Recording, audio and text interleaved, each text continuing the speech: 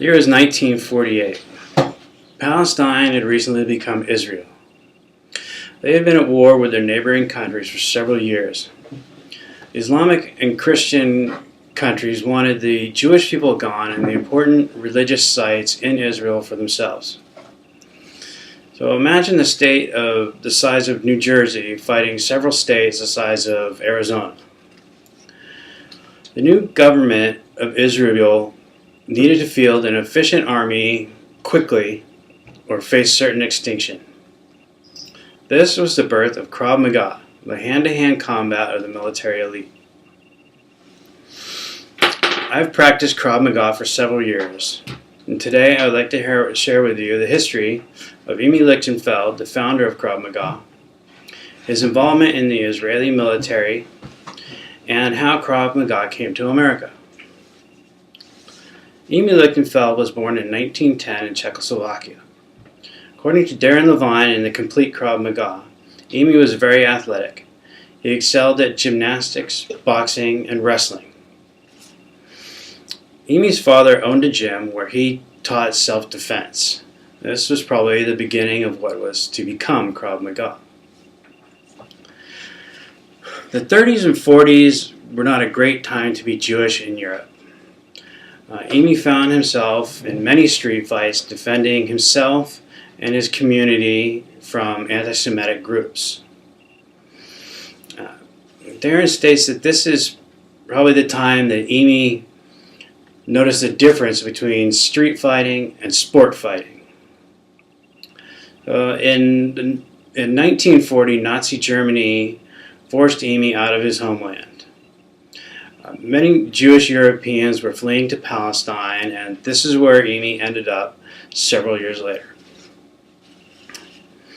The seeds of Krav Maga became firmly planted when Imi served with the Ghana, the current paramilitary force in Palestine. This group had the sole task of protecting the Jewish citizens of Palestine and eventually helped secure their independence.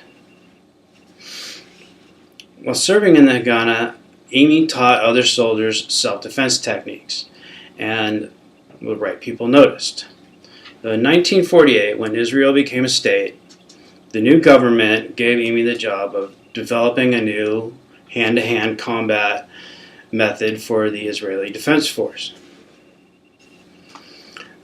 Israel needed to field soldiers sooner rather than later, so their training needed to be in a limited time. Their ages and abilities varied greatly, so the techniques needed to be easy to learn, easy to remember, and something anyone could do. Imi fashioned his techniques after the body's natural reaction to stress. So, for example, a choke from the front. Naturally, you're going to want to pull the hands off of your attacker, but it's really hard to do. I'm twice her size. So if she adds some force to it, and maybe a nice front kick to the groin, you're free and you're safe again. The Krav Maga cannot remain a secret in Israel forever. In 1981, 23 of the top practitioners of martial arts in America were sent to the Wingate Center in Israel for an instructor seminar that was supervised by Imi Lichtenfeld himself. Darren Levine was one of only a few of the 23 to pass the 6 weeks intense course. Imi and Darren became very good friends, and Imi eventually came to Los Angeles to visit with Darren and continue his training.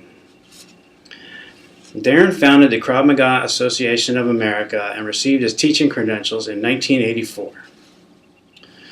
So, from the rough beginning in the streets of Czechoslovakia, fighting anti-Semites, to the battlefields of Israel and the self-defense gyms of America, Krav Maga has come a long way. Its techniques are practiced by military forces, police departments, professional athletes, and housewives worldwide. Thank you very much.